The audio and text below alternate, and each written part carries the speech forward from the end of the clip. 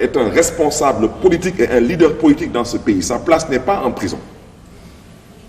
Ainsi que toutes les autres personnes qui doivent sortir de prison. Et pour l'instant, je vous dis, toutes les démarches, toutes les tractations, moi, me réconfortent dans le fait que le président Macky Sall est dans des dispositions qui me rassurent par rapport à l'avenir.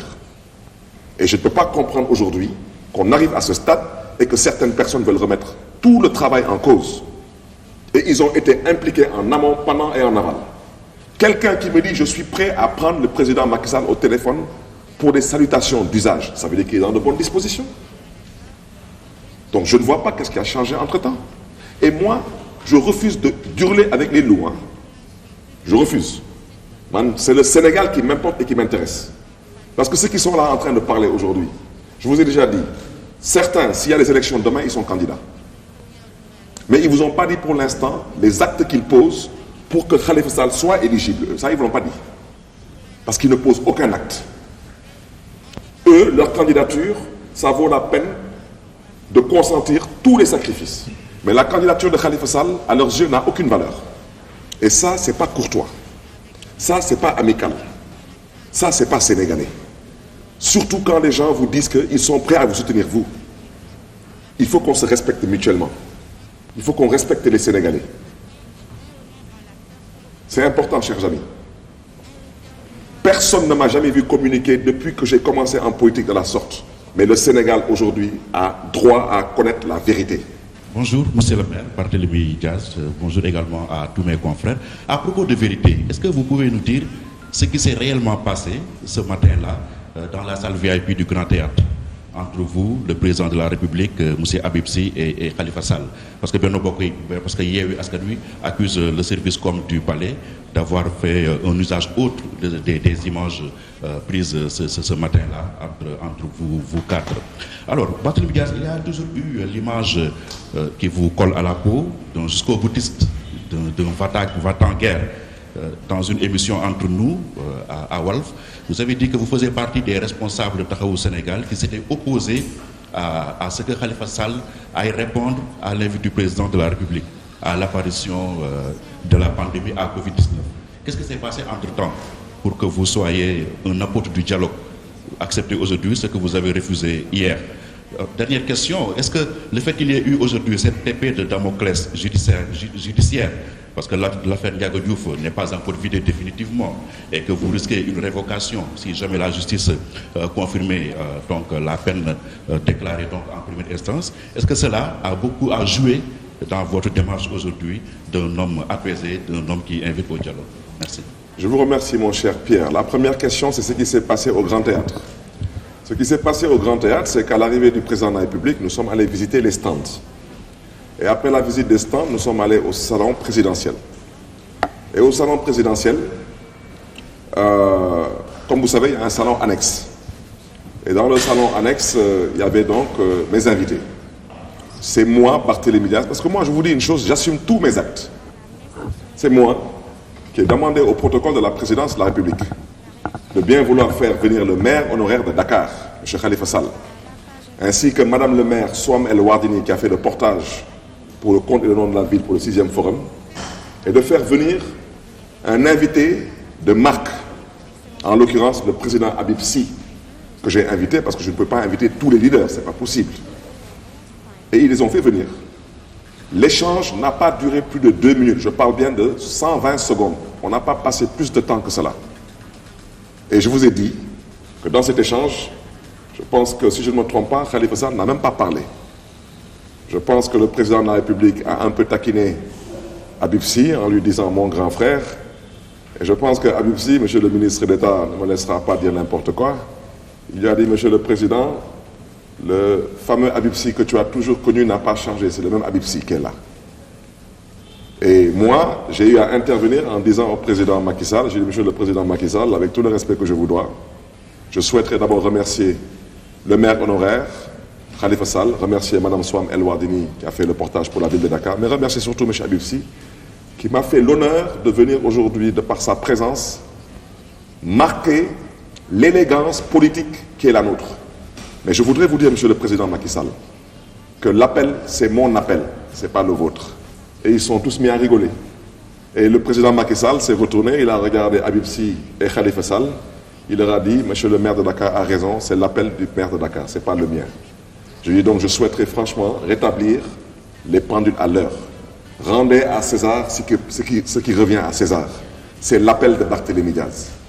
Maintenant, ceux qui veulent venir à l'appel sont libres de venir à l'appel. Ceux qui ne veulent pas venir à l'appel sont libres de rester chez eux et on respecte leur posture. Mais franchement, je ne pense pas qu'ils aient le devoir ni la responsabilité de devoir nous insulter sous les réseaux sociaux et par d'autres canaux. C'est totalement inélégant et c'est irrespectueux, pour ne pas dire inacceptable. Donc voici ce qui s'est passé au Grand Palais, excusez-moi, au Grand Théâtre. Ensuite, alors vous avez parlé de la sagesse de Barthélémy. Bon, vous savez, hein, maintenant quand je me réveille chez moi, j'entends « Est-ce que tu as vu le vieux ? Est-ce que tu as parlé avec le vieux ?» Et comme j'habite chez mon père, je pensais qu'on s'adressait à mon père. Alors subitement, c'est maintenant moi le vieux. Les enfants, quand ils parlent, ils demandent « Est-ce que tu as parlé au vieux ?» Les domestiques, elles te demandent « Est-ce que tu as vu le vieux ?» Est-ce que tu n'as pas vu ? Je suis le vieux. Je suis obligé de mettre de l'eau dans mon bissap aujourd'hui. Et je vais vous dire ce qui m'a poussé à aller dans cette voie. Cher Pierre, vous me connaissez, vous m'avez assez pratiqué. J'ai 18 ans d'actif en politique. La rue a ses limites. La rue, elle a ses limites. Maintenant, moi, je ne suis pas un révolutionnaire. Je ne suis pas un suicidaire. Vous m'avez déjà vu partir au tribunal avec mes enfants. Mais je n'accepterai pas d'envoyer mes enfants perdre leur vie pour que moi, Barthélémy Diaz, leur père, je sois candidat. Je ne demanderai à aucun enfant, d'aucun Sénégalais, d'aller se suicider pour qu'un acteur politique soit candidat dans ce pays. Mais je vais résister. Je demanderai aussi aux Sénégalais de résister face à l'injustice. Parce qu'aujourd'hui, ce que Khalifa Sall vit, c'est de l'injustice. Ce que Ousmane Sonko vit aujourd'hui, c'est de l'injustice. Ce qui se passe aujourd'hui au Sénégal, ça ne relève pas d'une démocratie exemplaire. Et c'est la raison pour laquelle j'ai souhaité lancer ce dialogue. Et je souhaiterais rajouter une chose, mon cher Pierre. Vous ne direz pas que je ne vous l'ai pas dit. Si on n'arrive pas à dialoguer, et si aucune des deux parties ne lâche la corde, je vous dis que cette corde va se couper en deux et toutes les deux parties vont basculer. Et je vous dis que ceux qui prendront le pouvoir ne seront pas des civils. Et moi, à titre personnel, cela ne m'arrange pas. Ça peut maintenant arranger des gens qui considèrent que peut-être s'ils ne sont pas candidats, personne ne doit être candidat. Mais c'est peut-être leur cas ou leur souhait, mais pas le mien. Parce que moi, je vous ai déjà dit, si je ne suis pas candidat par le biais de Khalifa Sall, je suis prêt à soutenir quelqu'un d'autre qui n'est pas Tahaou. Je pense que vous avez aussi relancé une troisième question, c'était ? Oui, alors, mon cher Pierre, je vous invite à aller interpeller les juristes. Je pense même que le président Macky Sall doit être surpris qu'on n'ait pas parlé de l'affaire Ndiago Diouf. Mais avec tout le respect que j'ai pour vous, c'est que je m'en tamponne royalement. Je ne suis pas candidat à l'élection présidentielle. Si je suis condamné, en cassation, c'est ça. Je pense que je serai condamné. De vous à moi, je pense que je serai condamné parce que la justice sénégalaise aujourd'hui n'est pas exemplaire. Et on doit se dire des vérités. Je n'en ai même pas parlé au président Macky Sall parce que ça m'importe peu. Mais je vais vous dire ce qui va se passer. Je serai condamné, je le sais déjà. Ce n'est pas important. Je serai révoqué de l'Assemblée nationale, mais pas de la mairie de Dakar. Ça, je peux vous rassurer.